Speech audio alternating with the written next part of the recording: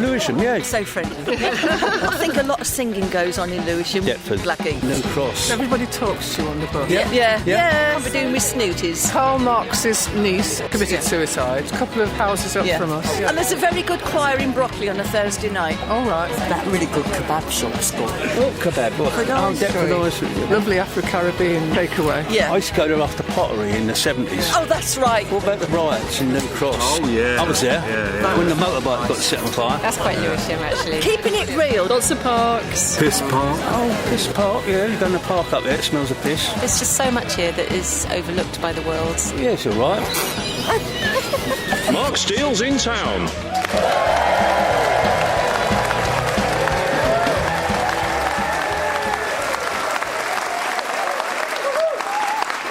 Thank you so much, and welcome to Mark Steele's in Town, which this week comes from the majestic borough of Lewisham. A tranquil village in the middle of so many historic areas of southeast London. Next door is Greenwich, where the vibe is bought the flat in 95 for £75, sold it after COVID for 8 trillion and bought Brazil. And next to that is Blackheath, where it's more. It is, of course, written into the local constitution that one is not permitted to purchase property within the parish boundaries unless one has attained at the very minimum the post of Admiral of His Majesty's fleet. And here's Lewisham. Oi, Greenwich! Be careful your pretty boat don't burn down again.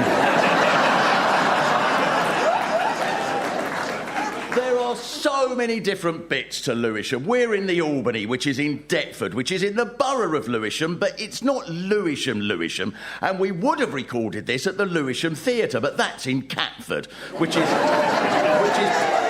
possibly less Lewisham than Deptford, though it is also in the borough of Lewisham, and we couldn't record it in the cinema in Lewisham because some arsehole shut that down. The centre of Lewisham is the ideal place to unwind by taking in nature. Each morning you wake to the melodic warbling of police sirens that tweet all day before returning to their giant nest opposite the market. And there's a soothing smell of agriculture across the area. The constant whiff of grass drifts over every inch of the... But sometimes this aroma is interrupted by the genuine scent of the countryside because despite being an inner city borough, on your roads is 80% of the country's horse shit. Because police run out of cars to screech round in, so their cavalry help out as well. It's like the Wild West here. The police must catch criminals by going, we're going to ride on down to Ladywell and head them offered to pass to Brockley. But in 1600, Lewisham was a tranquil village by the river, and it gets more peaceful now every day. And eventually it will be a yoga retreat for Tibetan monks. And in the middle of the borough, next to the shopping centre, is the pride of Lewisham, your wonderful roundabout.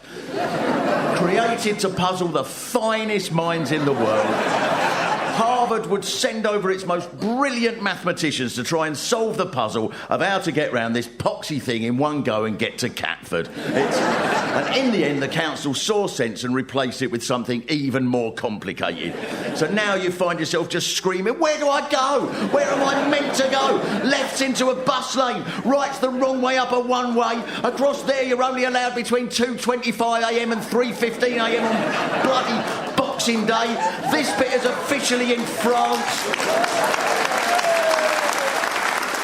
The only possible way out of here is to go up the ramp into the shopping centre car and then onto the roof, drive off and hope you land on the 89 bus to Slade's Green. That's the only way out. Or lots of people abandon the car and just live here. Which is why they've had to build 85 new blocks of flats. And now the big question is, will Lewisham become transformed by having an underground station on the Bakerloo line?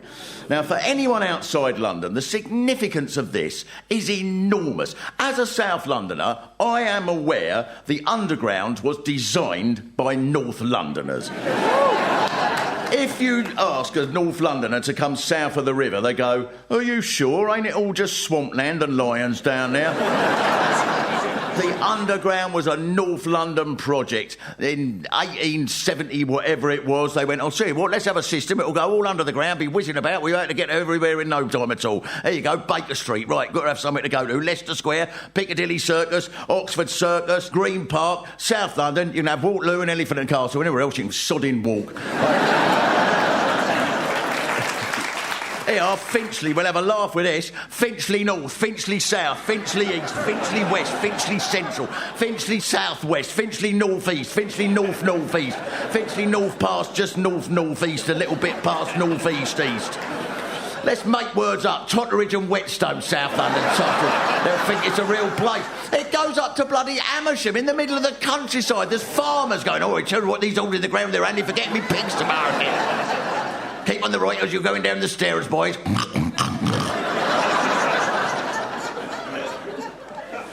I think the attitude of most South Londoners to the Tube network coming across South London is it'll be marvellous for South Londoners getting to North London, but the downside is North Londoners will be able to get to South London. All these years they've been going, "I can't come round to yours because I've looked at the map and it's so difficult to get there, so it's much easier if you come to ours."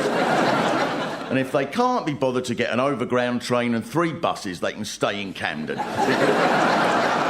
And this must be why most people who come choose to get here on a Dockland train that has no driver and feels like it's been made on an episode of Blue Peter out of old cornflake boxes. So the Londonist newspaper, it's true, right, said, "Do you remember your first ride on the Dockland Light Railway? For many, it's a magical experience, whizzing along on elevated lines, marvelling at the lack of driver, perhaps even pretending to be the driver." A magical experience! Is that right? Instead of taking your kids to Disneyland, why not take them on a trip from Lewisham to Shadwell and back again? Do you all pretend to be the driver? Someone said to me, "What I hate is when you get on the DLR and there's someone at the front taking the seat where you can pretend to be the driver and they're just sitting there not doing the action." What a waste! They should give up their seat and give it to someone who's prepared to make an effort. So Lewisham is made up of so many different areas. There's Lee Green, where representatives of Lee Green, where I'm sure you'll be very proud when you remember that the shopping centre was voted the worst shopping centre in Europe, in the whole of Europe. Think what an achievement that is. That means there were shopping centres in Ukraine where they go, "It is now just heap of rubble, but not as bad as Lee Green." There's Catford, where the shopping centre has a huge fiberglass cat, so you know it's Catford, and it's so much more satisfying than one of these shopping centres with useless things like shops. And it's a cat because it's Catford. So Deptford should have a big model of a bailiff bashing a door down. And in the centre of Lewisham is the market by the clock tower. It's brilliant there. In one moment in front of me was a man of about 70 with no shirt on shouting that Jesus is coming back soon. And Jesus must be thinking, "Oh, when I go back, is it him that's announcing me?" I was hoping for Claudia Winkleman. But this is all at once. There was a Chinese man behind me squatting in the doorway of Paddy Power with a cigarette. There was a girl on a skateboard who was whizzing up to this bloke who had a little dog, and she was going, "What's his name, mate? What's the name of the pup, mate? Give it me, I want it, give it me." There was a man wearing only shorts and a top hat with a feather in it who cycles round and round playing loud music from crackly speakers in a basket, exactly the same as being in Waitrose. And the stamina of the market traders in Lewisham or Deptford Market, the stamina is astonishing. Pound a box of Seedless grape, pound a box Seedless grape, pound a box your mango, pound a box your mango, pound a box your tomato, pound a box your tomato, pound a box your mushroom, cucumber, pound a box, pound a box, pound a box. And one of them kept saying, it took me ages to work it out. He was going, come an avocado, come an avocado, come an avocado. And afterwards I thought, oh, that is linguistically brilliant, because it wouldn't work to say come and have a avocado. So he shortened it to come and avocado. And hour after hour, come and avocado, come and avocado, come and avocado. The power of the voice, like putting the opera singer in the shade. They must get up every morning at 4:30 and go, exercises. La la la la la la la la la la la la la la la. Come and avocado. The Indian man at the next store was going, you like sweet bear, any bowl, £1, and an Afghan man was selling disposable baking trays, just going bum, bum, bum, bum, bum, bum, bum. And it was all syncopated with the others, so it sounded like a Paul Simon album from 19... And I thought, with the right agent, they could fill the album all with people going, oh, I'm so excited, I do hope they do Seedless grapes from the first album. The trouble with these markets, if I was a business advisor, which I'm really quite a long way from being, but if I was, I would say they're too cheap. You don't trust it. Everything is £1 a bowl. Everything. There are 30 red peppers in a bowl for £1. So even if you just put them in a bowl on your table and never touched them and then threw them out when they got rotten, it would be worth it because they'd be cheaper than flowers. But we're conditioned to not trust it. You think, why is this bowl of onions only £1? I expect it's got a bomb in it. There's a black homeless man, when I was there yesterday, with crutches, who wears an Arsenal bobble hat, and he says hello to everyone with just such a cheerful smile. And then a white homeless bloke come by, and he went up to him and went, I should hate you, because I'm Tottenham, but I don't care. And then he went, I've got to go off, mate, I've got to go off, but I'll see you later. And I thought, I wonder what important appointment this bloke's got. And he'd come back 10 minutes later with a tin of Tennant's Extra, and the two of them just shared it together, homeless, sat there, and it was just beautiful, a little symbol of harmony. And I looked at both of them and I thought, you're both supporting North London teams. So sod the pair of you.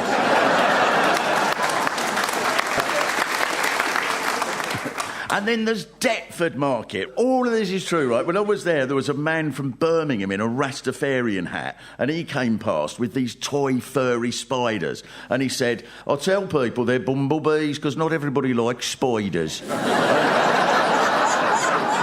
It's brilliant in these markets. Nothing makes sense. There's nothing you would recognise from shopping in a supermarket. If you told someone at one of these market stalls that you had a nectar card, they'd just feed it to an owl. And if you want to eat out in one of London's finest establishments, revered across the culinary world, you can soak up the Lewisham experience that is Maggie's Cafe.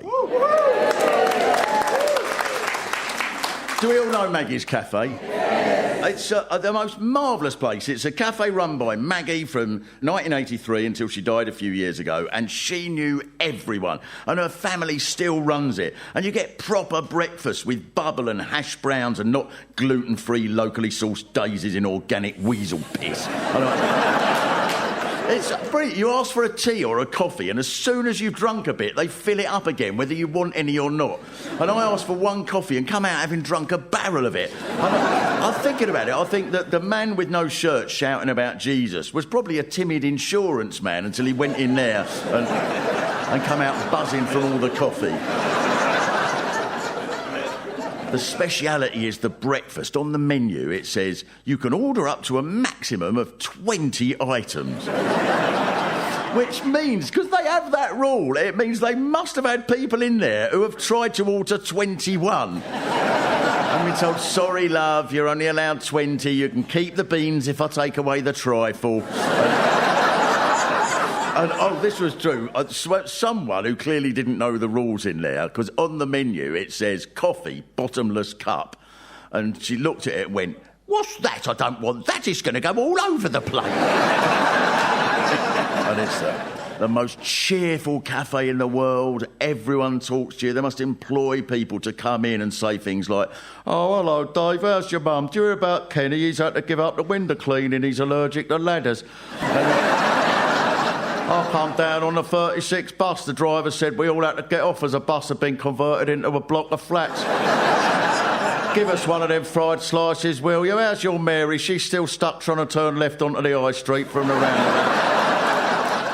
"I see they got Kanye West playing on Saturday down at Fox and Firk. In here, have you heard about Jesus? Apparently he's coming back soon. I heard it down the market. I reckon he'll wait till the Bakerloo line's finished before he comes down here, don't you? It's all gentrified round here now. They got toilet paper in the Anco's like bleeding Monaco. I better go, Dave. I've got to order a lorry. I went down the market, asked for £1 worth of lemons. They give me 5 trees full of them. I can't carry them home, not with my knees. See you later, Dave."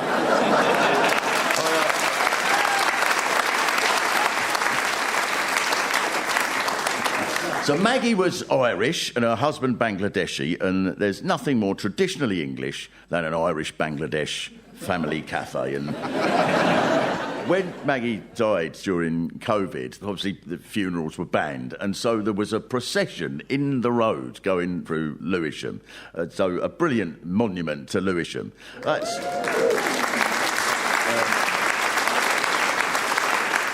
Greenwich may have its naval college and Eltham may have a palace, but you have got the architectural beauty of the largest police station in Europe. It goes on for miles. They must have an airport in there.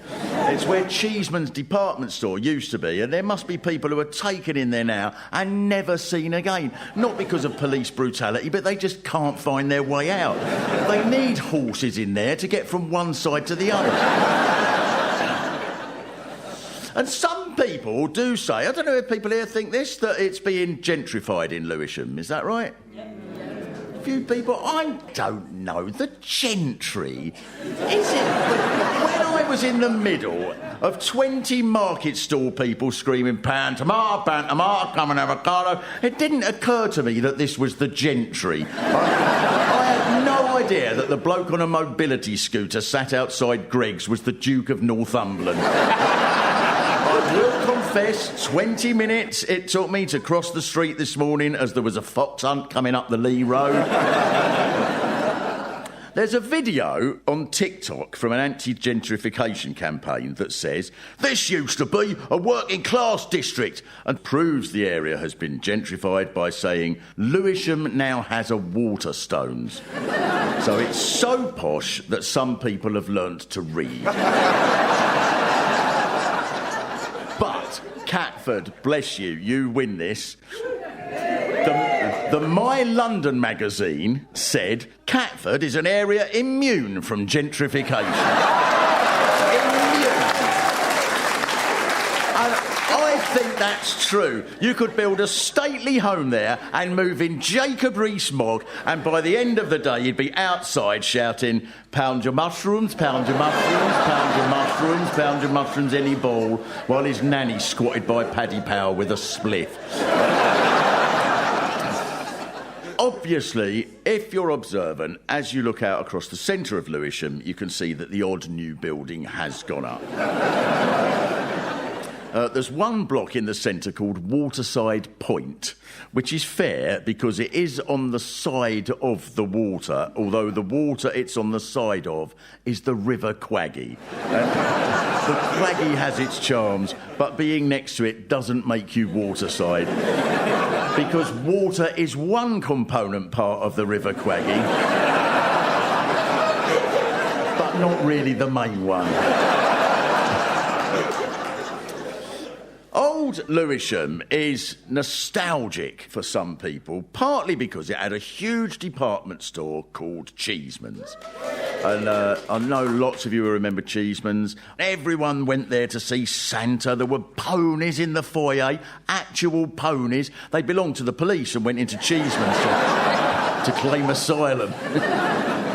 People had wedding receptions there. This wasn't a shop, it was a country. People say things like, "My sister was born there in the midwife department." The Walking Through London website has a series of pictures of places that you can go and see. The first one is, this is the site where Cheeseman's used to be. And then there's a picture of the police station. The next picture is called the site of the old Lewisham Odeon. And then it says it was demolished in 1991. And then the website shows us the site of what used to be Lewisham Bridge, but now the River Quaggy disappears under the road. Then it says you can go and see Boone's Chapel, that was believed to be designed by Christopher Wren, but now they've realised it wasn't. So there are lots and lots of things to see, but none of them are actually there. In 2013, it was announced that a large part of Lewisham Hospital would be closed to save money. The accident emergency unit would be shut, and doctors started a campaign to save Lewisham Hospital. And there were streets where every house had a campaign poster, and a march of 20,000 through the town centre. And Millwall Football Club rearranged its match to a Friday night from Saturday so the fans could go on the march. And that's a touching sense, I think, of community spirit, especially as 3/4 of patients in A&E were there because of Millwall fans in the crowd. There's a mural outside Lewisham Shopping Centre that features characters who have been part of Lewisham's history. And at first, I wasn't sure whether it's accurate. I thought, are you making this up? In one line on that mural, there's Peter the Great of Russia, Desmond Tutu, and the Bee Gees. And it turns out Peter the Great came here to visit the shipyard in Deptford because he wanted ships for the Russian Navy, and he got a bowl of them for £1. Desmond Tutu lived in Catford. Of course he did. Desmond Tutu was given the freedom of the borough, which meant he could get a bus free wherever he wanted to go. But he was over 60, so he could have got a pass anyway. And that means he overthrew apartheid for nothing. There's the house of George Ives, a gay rights campaigner and poet who lived here from 1906. And a website about him says he developed eccentricities such as a passion for melons, filling his house with them. Well, you know how that's happened, don't you? He was walking through the market. But back in the 17th century, Deptford was thriving because it had the sense to be at the heart of a major industry. A section in the book Longest Journey about the history of black people in Lewisham says, London and Deptford led the Slaving League. The Royal Dockyard in Deptford played a significant role in the shipping of slaves. Oh, Deptford. And it gets worse. John Hawkins, considered the English father of the Atlantic slave trade, lived in the treasurer's house at Deptford Dockyard. He just wandered through Deptford, dealing in slavery. And there was a group of 20 merchants in Blackheath, including Francis Abbott, who is, the book says, best remembered for founding Blackheath Golf Club. And on top of that, I'm not entirely sure slavery has been abolished yet in Blackheath. And a writer, Laura Shepherd Robertson, wrote an article called Deptford, a town of slavers and skullduggery. Deptford, look at you now, all innocent with your little jolly trains that you can sit at the front of and pretend to be the driver, but your lucky student protesters haven't dumped half the borough into the Thames. But one of the consequences of Deptford being a bit slavey was that some African people were brought to live here, sometimes as servants, and some bought their freedom. So Lewisham became one of the first areas of Britain to have a black population, quite a large black population. In 1723, the Daily Journal reported a great number of blacks come daily, so that it's thought in a short time, if they not be suppressed, the city will swarm with them. And it's impossible to imagine that there was once a time when some people thought like that, isn't it? One of the black people who lived here was Olodu Equiano, who was kidnapped into slavery from Nigeria when he was 11, and he became a servant to a master who brought him to Deptford in 1763, and he became a hairdresser while a slave, and he earned enough to buy his freedom, so he had to save up enough money to buy himself. So I would very much like to speak to Marlene. Well, I'll let you say what your job is in Goldsmiths College. Yeah, I'm a lecturer in Caribbean literature and black literature. I brought with me my historian, Kesua. I'm very glad about that because I insist on the rider that there's always a historian. So, Marlene and Kesua, so there was a black population in Deptford for this reason then? Deptford and Lewisham have one of the sort of oldest black populations in the UK, definitely. And it has always had, because of the docks, a sort of multicultural population. So we know, for example, when the Windrush arrived in 1948, there were people that already had addresses in Lewisham to go to because they already knew people here. So Olodo Equiano, though, he was quite important then in the sort of campaign to abolish slavery, like way before the people whose names we know, like Wilberforce. Also a companion and peer of people like that. Because he's a massive and important character in the kind of story of abolition in this country. He's part of a group called the Sons of Africa. I've also got another historian who's closer to that period alongside me. Is everyone here a historian? I hope they come to me. I'm a specialist in the Renaissance. So Miranda Kaufman can take questions as well. She wrote a whole book on Black Tudors, like this era period. On Black Tudors? Yeah, so the black presence in London goes back to the Tudor period. Like, Equiano was recent news from my perspective. Did any of them come to Lewisham? I'm pretty sure there was at least one in Deptford. One Black Tudor will do. Yeah.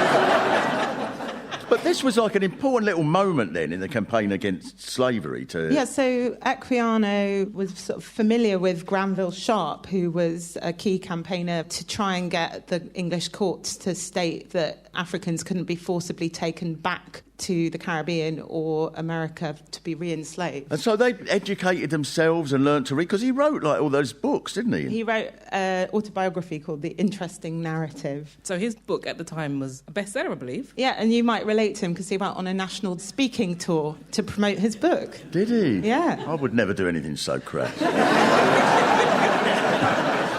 Did you know this? There is also a crater on Mercury named after him. A 102-kilometre crater on Mercury that's named after Olodo Equiano. That's...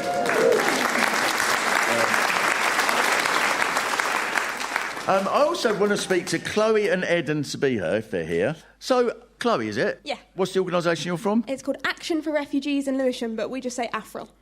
And is Lewisham officially a sanctuary? Is that... Yeah, so Lewisham is a borough of sanctuary. It was actually Britain's first borough of sanctuary. So what does that mean then? What sort of protection does that give? It means that the council and voluntary organisations like us have undertaken to try and make things a bit easier for people who have just arrived in the UK or who have been here for a while. One of the things that I think that anyone, whatever you thought about immigration, you would have to think when you go through Lewisham, Deptford, is that all the predictions that if you have lots of immigrant groups coming to a place, that will mean the tension becomes more, that the opposite has happened. Yeah. So is that your experience? Yeah, definitely. We have a school and a Saturday of 100 children, and we have Albanian children and Somali children and Sudanese children and Palestinian children, and they're all learning together, and all their parents are looking after each other's children and doing the school drop-off, and that's just the perfect encapsulation of Lewisham. Thank you so much, Chloe. Thank you very much. And what Lewisham can be proud of is not only was it one of the first multicultural areas of Britain, it was also where its multicultural characters had the most unbelievably ridiculous lives. So there was an ex-slave called Billy Blue who ran a chocolate-making business in Deptford in the 1760s. And then he was convicted of stealing sugar from a ship to make chocolate and transported to Australia. And once he was there, he ran a ferry service across the Sydney Harbour, but sometimes he'd be in a bad mood and make the passengers row. There was a much bigger wave of immigration from the Caribbean in the 1950s, and then also hostility from some of the white people here. In the 1970s, Wilfred Wood became the first black vicar of Catford, and he wrote about the experiences of one of the black workers at his church. And he said, one of them worked in a car factory. Everyone else in his section was stealing. Coming from a Christian home, he wasn't used to this, but it became clear his job would be on the line if he didn't steal like all the others. The trouble with immigrants is they won't integrate and nick stuff like we do, you see.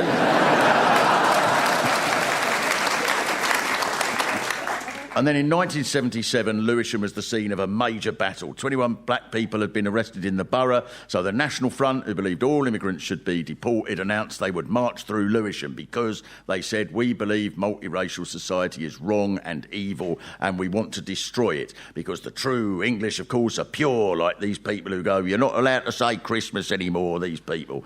I went up to my kid's school, I said to his teacher, I said, Happy Christmas. He just looked at me like I was mad. I said, don't you give me no Winterval rubbish. He said, it's May the 19th. I said, I don't care.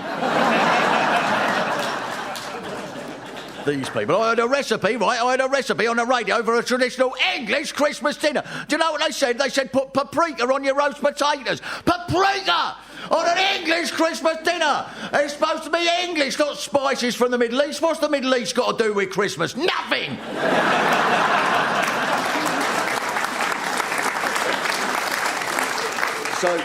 So the National Front weren't all that keen on this new experiment in Lewisham of mixing the English with people descended from Africa that had begun as recently as 1700. If they'd been smart fascists, they'd have said Lewisham shouldn't accept any immigration from North London, and both sides would have been happy with that. The National Front March was due to start in New Cross and go through Lewisham Town Centre and on to Catford, and every marcher was waving Union Jacks. But anti-fascists surrounded the march, and there was a battle all afternoon between anti-fascists and the police, which was the first time riot shields had ever been used in Britain. So there's something to be proud of. They can't say that in Greenwich, can you? The National Front ended up having a rally in the Conington Road car park under protection from the police, which didn't make them look as powerful as they'd hoped for. And there is a plaque in Clifton Rise that says, remembering the Battle of Lewisham, thousands united here against racism. And on Facebook, there was a photo of the plaque on the anniversary of the Battle of Lewisham, and the first comment underneath was, this is an insult. It wasn't the Battle of Lewisham, it was the Battle of New Cross. Lewisham has hijacked this event from the better part of the borough. What a magnificent attitude. The wonderful battle to oppose ridiculous divisions between human beings for stupid reasons took place in New Cross, not Lewisham, you Lewisham pricks. The National Front had been humiliated as they couldn't get through Lewisham, and now, of course, you wouldn't need a march to stop them because the roundabout would be enough. And I should add, all of these stories were exhibited beautifully in the Migration Museum, which was in Lewisham. But now it's been moved. The Migration Museum has been moved. And when it got to its new place, I expect all the other museums went, look at that Migration Museum coming over here, taking the place of museums that have been here for years. And Deptford was the scene of one of the most dramatic moments in British culture, the murder of playwright Christopher Marlowe, who wrote the story of Dr. Faustus. In 1593, when he was 29, Marlowe spent all day at a tavern in Deptford with 3 friends, and then there was a row about paying the bill, and he was murdered. And he was buried quickly in an unmarked grave, so ever since then, there's been endless speculation about what really happened. There's a theory in one book that it was actually Shakespeare who was murdered, and Marlowe was then able to flee to Europe because people thought he was dead. And then Marlowe sent back the plays that he'd written pretending he was Shakespeare. Oh, it didn't make any sense to me, but that might explain why Hamlet was originally about the Prince of Deptford. Romeo and Juliet was about a girl who fell in love with a boy, but his family wouldn't let him see her, saying, but she is from Lewisham and we all hail from Camden. And the 2 gentlemen of Verona went, tradition doth state, my liege, that I should despise thee so, for thou wearest a hat saying Arsenal.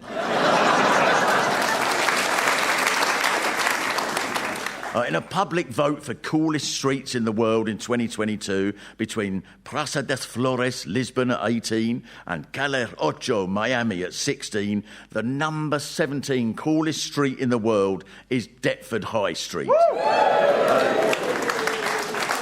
So you are going to get people coming here now going, it's so ethnic and wonderfully authentically working class. If you're lucky, you could see a real arrest. It's wonderful.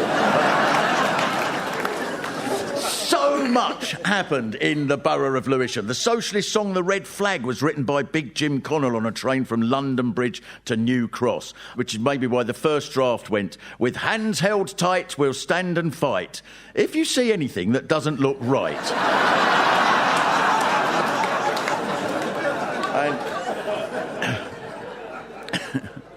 And the borough was the home of one of the most eloquent political figures of all time, Malcolm Hardie. Malcolm was the creator of The Greatest Show on Legs, who went on television in 1982 and did a balloon dance where they were naked except for balloons that kept shrinking when the air went out. And he started up comedy clubs where the Millwall fans would heckle. And one of those clubs was here in the Albany, where, honestly, I can say this, I got booed off so badly in 1985, the echoes of it are still traceable. And... No, it was fun. So, Steve, is Steve Gribbin here? My old friend Steve, you must remember Malcolm back at that time. I do, yes. It was what's called a character. Yeah, he was a chancer, though, wasn't he? Yeah, so he would just tell a story that someone was coming to do a show when they clearly weren't, and then everyone would go, "Oh, well, that's Malcolm." And you could catch him burgling your house, and you go, "Oh, well, that's Malcolm." I remember one time he was driving a big flash red car down Deptford High Street, and then he said, "All right." He said, "Do you fancy riding my car?" I went, "Yeah, yeah." He said, "Shouldn't really be doing this." I said, "Why?" "First day of my driving ban." Yeah, and he's probably responsible for Lewisham having the biggest police station in Europe. But he is exactly the sort of person who should thrive in Lewisham because it's an area of beautiful chaos. Over the last 400 years, it's gone from tranquil village to frenetic urban commotion. When it was tranquil, it became wealthy through slavery. But then it became the home of the first campaigners against slavery. And now, most of the time, everyone seems happy that they're all chaotic. So compared to being a sinister slave trading village, it has become a model of manic peace, more of a tranquil village than it was in 1600. So I will leave you, Lewisham, with an extract from Christopher Marlowe's historic play, Dr. Faustus, written about a man who does a deal with the devil. And I think in this little bit you can see that the borough of Lewisham, where he was murdered, he's clearly commenting on the area that he loved. "With powers vast and wealth beyond the dreams of any man, to tavern I proceed to engage in hearty fare. Behold, such magic do I command, that no sooner do I sip of tea than my cup filleth once again, with never-ending brew. I am Faustus, I cry, and all doth now obey my every desire. No, we do it for everyone, saith Alina from Maggie's. I summoneth my carriage, the finest and most luxurious of steeds, but quickly do I learn my horse hath no rider, for it was a Docklands light horse. And a strange fellow sat beside me, pretending to be the rider. As night doth fall, do I hear the Prince of Darkness, who hath promised to visit me in demonic form. Yet such joy! A messenger doth tell me Lucifer hath abandoned all plans to come and take my soul, for he liveth in North London and is not coming all this bloody way."